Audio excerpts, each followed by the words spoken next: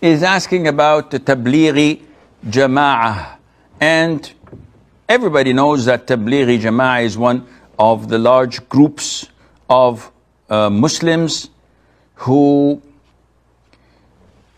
are widely spread in the subcontinent. So India, Pakistan, and Bangladesh, and they have their annual convention in Bangladesh, in Dhaka, if I'm not mistaken. They have a lot of things that are good, and they have a lot of things that are bad. So they are the kindest of the groups. They're peaceful, they're very generous, they're nice, easygoing people. I know a lot of them, and they used to visit me in my home, and we used to talk. They're very kind, very generous. They abide by a lot of the sunnah, such as growing the beard, shortening the thobe, using the miswak, observing salat in the masjid, reciting the Quran, making dhikr. All of these things are beautiful in them.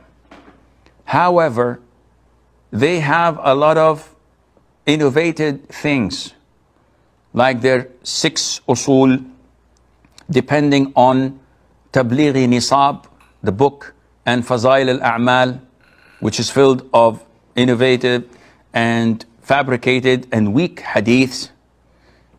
They depend on their self-seclusion with the group. So it is a form of Sufism, where they tend to travel for 3 days a week, 10 days, 40 days, and they go from one place to the other, usually stay at masjids, eat together, sleep together, go visitation between Dhuhr and Asr and Maghrib, or Maghrib and Isha, knocking doors of Muslims, inviting them to come to the masjid, making dhikr. They have also the bayan, where people after Fajr stand up and say that I did so and so and so yesterday, and this happened to me. And some of it is true, and some of it is fabricated, or they tend to lie sometimes in order to draw people to join them. But this is not the norm, but I've seen this. So in essence, they have a lot of good in them, but they don't promote jihad.